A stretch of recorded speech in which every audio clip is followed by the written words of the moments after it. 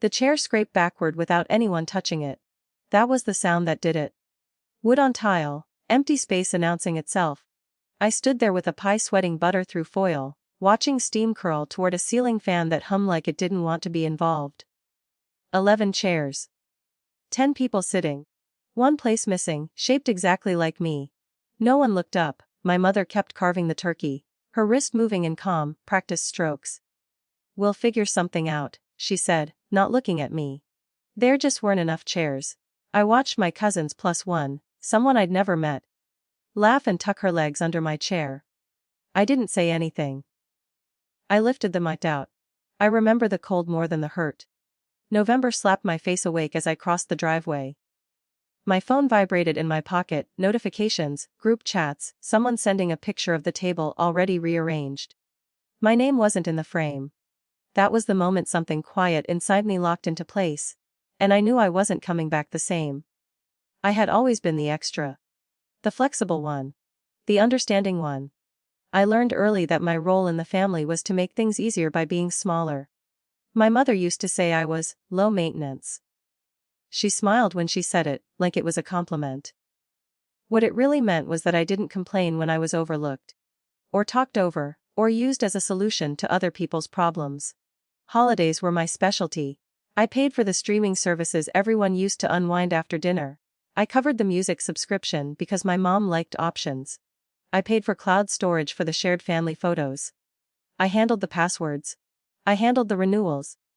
I handled the quiet maintenance of everyone's comfort. I thought that made me part of the table. Apparently, it just made me invisible. The red flags had been there long before Thanksgiving. I see them now, laid out neatly like evidence. The way my mother stopped asking what time I'd arrive and started assuming I'd figure it out.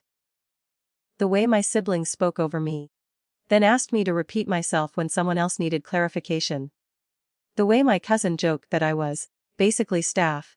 And everyone laughed a second too long. I told myself I was being sensitive. I told myself families are messy. I told myself love doesn't always look like attention, but attention, I learned, is the currency of respect. And I had gone broke. The breaking point wasn't the missing chair. It was what I saw through the window as I walked back to my car. They had already filled the space I left. They didn't scramble for a chair. They didn't apologize. They didn't come after me. They just closed the gap. That image stayed with me all night. I didn't cry. I didn't rant. I went home, set the pie on my counter, and stared at it until the kitchen clock clicked past midnight. Then I opened my laptop. There's a calm that comes after humiliation, if you let it. A clarity motion burns out and leaves clean lines behind. I logged into the accounts first, one by one. Streaming services, music platforms, cloud backups, shared calendars. I didn't rush. I read the usage logs, I checked the profiles. My mother had her own watch list. My siblings had playlists they curated like identities. My cousins plus one had already created a profile with a nickname. I canceled everything, no dramatic messages. No notes. Just clean confirmations. Refunds pending. Access revoked. Then I did the part that took more thought. I owned the family group plan for the digital photo archive. Thousands of memories. Birthdays. Weddings. Videos of my late father laughing on a beach. I had always paid because I was the only one who understood tech. I downloaded my copies, then I closed the account. They noticed at 60:12 am. My phone up like a crime scene. What happened to Netflix? Did the internet go out? I can't access the photos. Why is everything asking me to resubscribe? My mother called last. She left a voicemail. Her voice was confused, then sharp, then wounded. She said my name like it was a problem she needed solved. I didn't need coffee. I ate a slice of the pie. It tasted better than it should have. The confrontation came that afternoon, because of course it did. They showed up at my door without asking.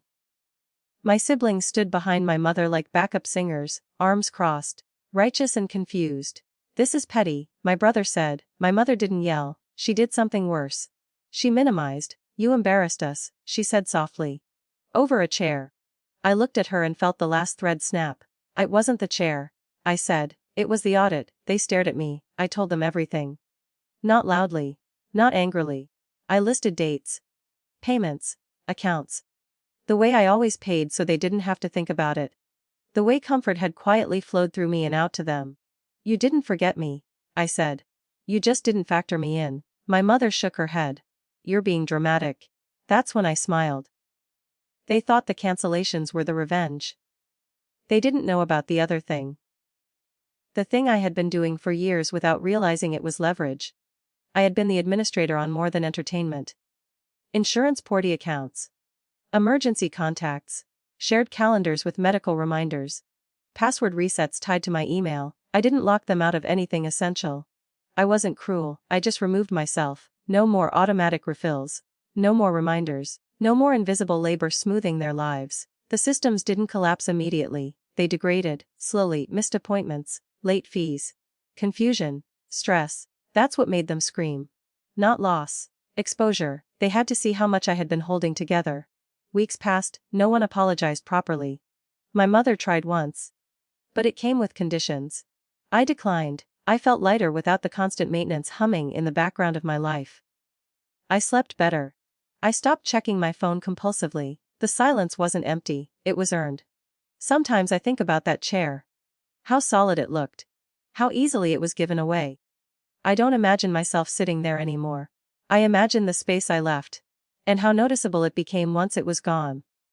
I didn't take revenge to hurt them. I took it to stop hurting myself, and that, finally, felt like justice.